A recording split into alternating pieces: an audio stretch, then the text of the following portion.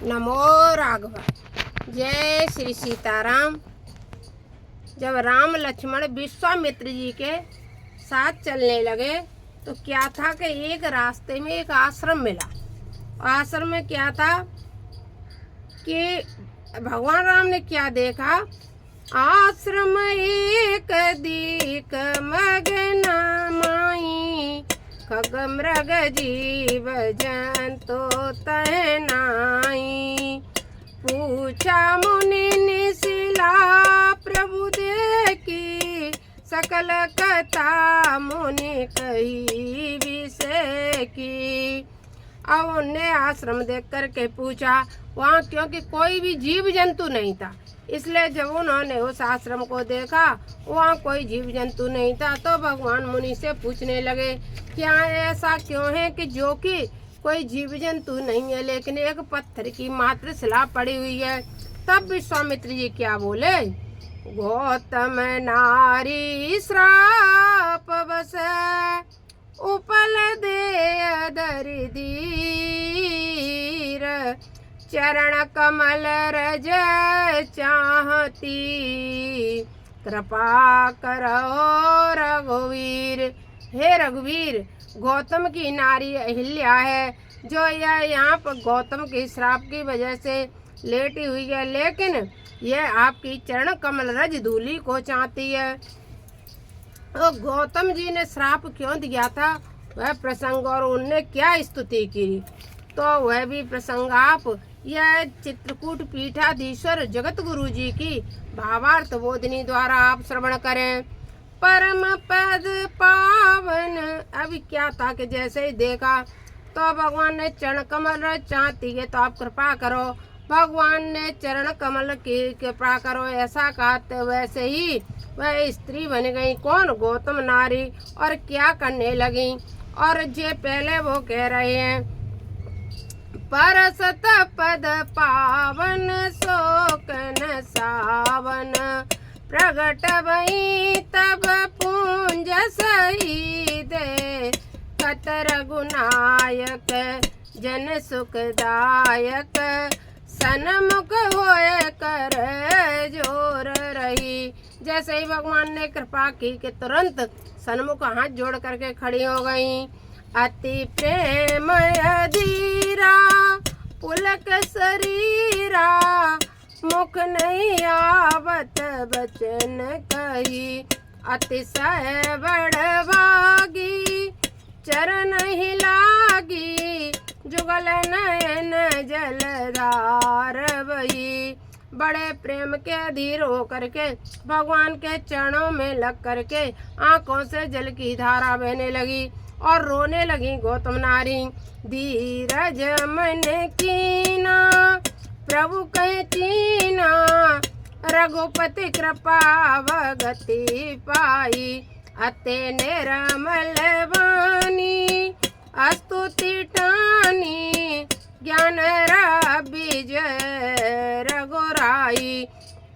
राजीव विलोचन भव भय मोचन, पाए पाए शरण आई, मुनि श्राप जो दीना अति बल कीना,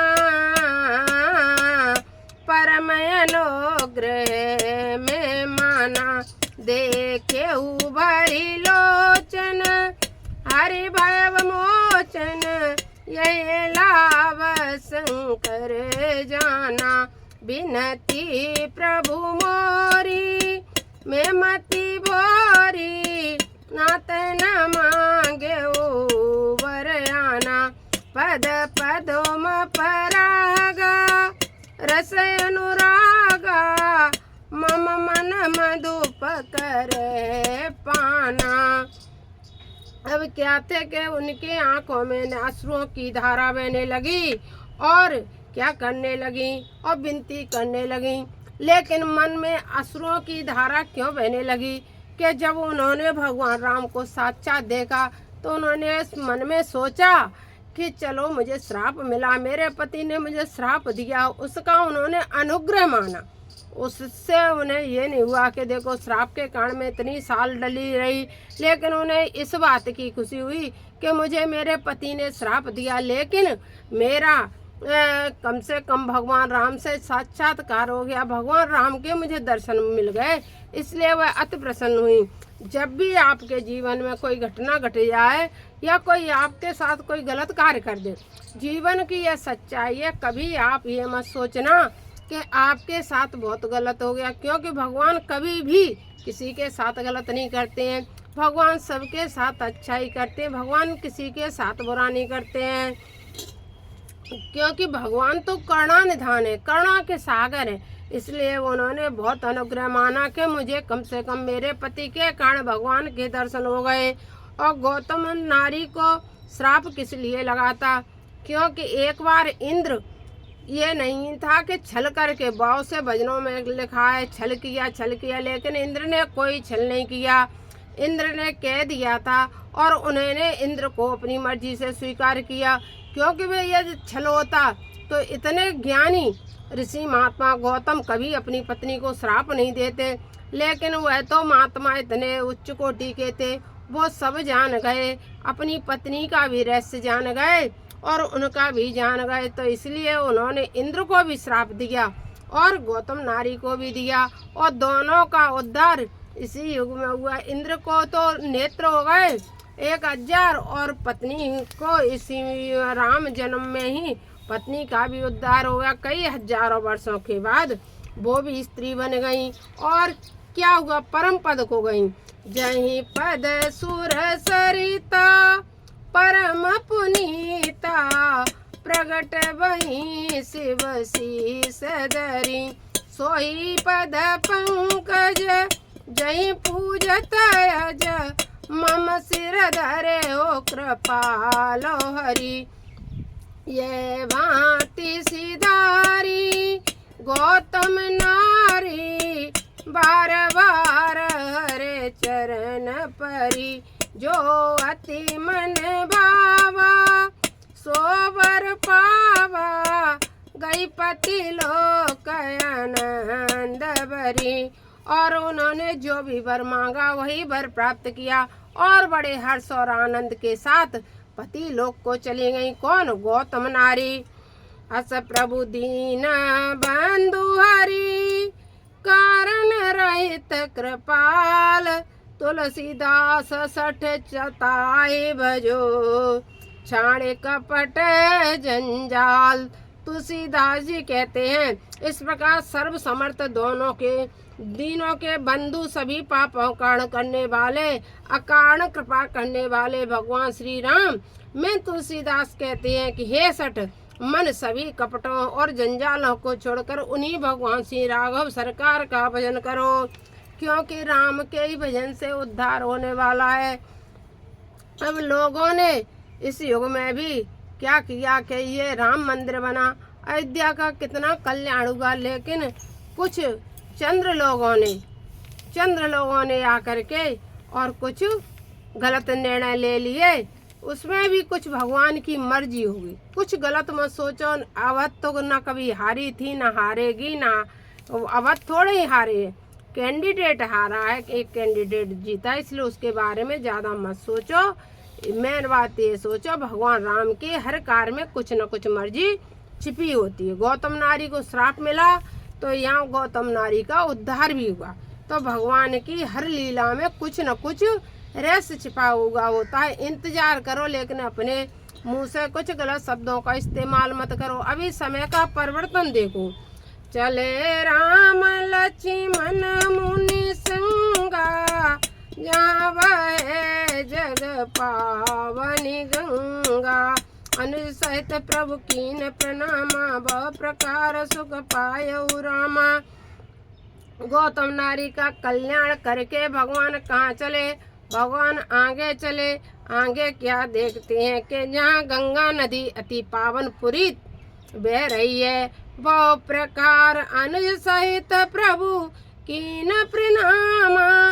गंगा जी को भगवान ने लक्ष्मण जी के साथ प्रणाम किया और प्रणाम करके अपने मन में सुख को प्राप्त किया। आप कभी अनुभव करना, गंगा जी के समीप पहुंच करके जब हम गंगा मैया को प्रणाम करते हैं तो तुरंत हमें माँ के चरणों या माँ की अनुभूति हो जाती है। जिन लोगों ने अपनी माँ से बहुत प्रेम किया होगा वह लोग तुरंत गंगा के समीप प्रणाम करते ही समझ जाते हैं, माँ का स्पर्श जैसा महसूस हो जाता है गंगा के पास। यह गंगा की विशेषता है। गादे सुमन सब कथा सुनाई, जहि प्रकार सोर सरे मैयाई।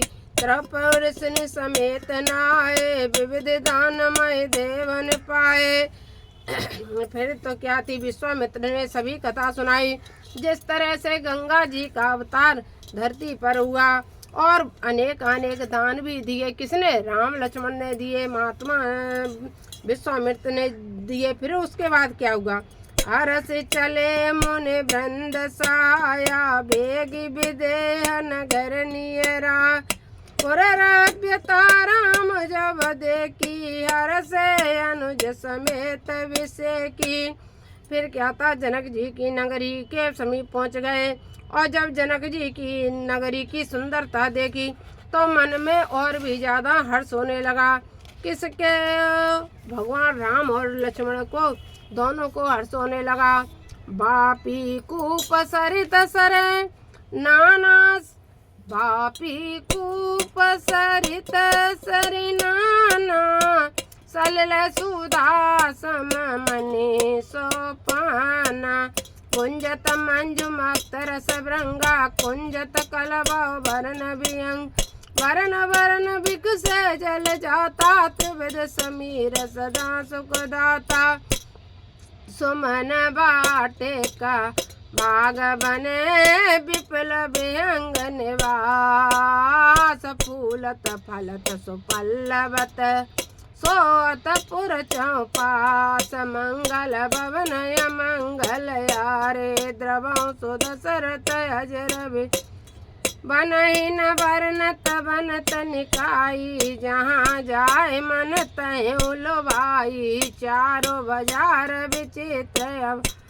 मणिमय जन विद सो कर समारी। धनिक वनिक वर धन दसमान, बैठे सकल वस्तु ले नाना। चौहट सुंदर गली सुहाय, संतत रहे सुगंध सिंचाई। मंगलमय मंदिर सब केरे, चेत्र जन रति नाथ चिते।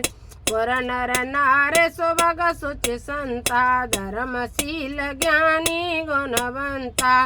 यह जनकपुर की नगरी का बखान कर रहे हैं। तुलसीदास जी की जनकपुर की नगरी कैसी है?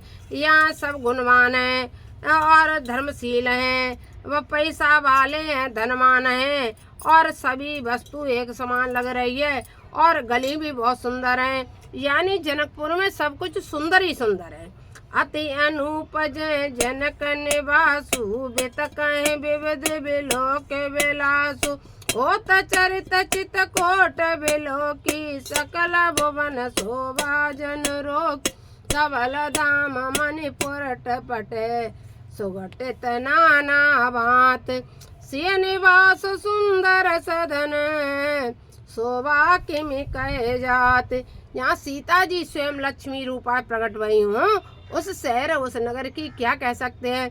आप देखना, किसी किसी के घर में कोई कन्या का जन्म होता है तो वह इतनी भाग्यशाली होती है कि उसके पिता का कारोबार चलने लगता है, उस पिता की कभी कभी नौकरी लग जाती। कई कार्य ऐसे किसी की बिटिया के आने पर हो जाते हैं क्योंकि वह लक्ष्मी रूपा होती है। ससुराल में भी उसके कई कार्य सफल हो जाते हैं। कोई कोई मायका भी फेल हो जाता है और ससुराल भी फेल हो जाता है, ऐसा भी हो जाता है। यह सब यहाँ तो स्वयं जानकी जी लक्ष्मी रूपा हैं। तो उस नगर जनकपुर की क्या कह सकते हैं। विदेह राज का क्या कहना। सबग द्वार सब कुलस कपाटा, वीर भूप नट मागध बाट। बनी विशाल बाज गजशाला, है गज रथ संकुल सब काला। सूर सचिव सेनप बहु तेरे, नप गए सरित सदन सब केरे। पुर बाहर सर सरित समीपा, उतरे जेते पुल महीपा। देखे अनूप एक बराई सब सुपास सब भांति सुआय। कौसुक कयो मोर मन माना यहाँ रहिए रघुवीर सुजान। वालई नाथ कहीं कृपा निकेता उतरे तय मुन वृंद समेत। विश्वामित्र महामुनि आए समाचार मिथिलापति पाए। जब जनक राज को पता लगा कि विश्वामित्र आए हैं राम लक्ष्मण के साथ तो क्या हुआ था। संग सचिव सुचि भूरि बटे भूसिर बर गुरु ज्ञात। चले मिलन मुनि नायक मुदित राहो यह बात। अब जनक राज्य मिलने के लिए चल दिए किससे, राम लक्ष्मण से। आगे का प्रसंग हम आगे के ब्लॉक में बताएंगे। नमो राघवाय। जैसा भी लगे आप कमेंट बॉक्स में लिख देना। जय जय श्री सीताराम। जय जय श्री सीताराम।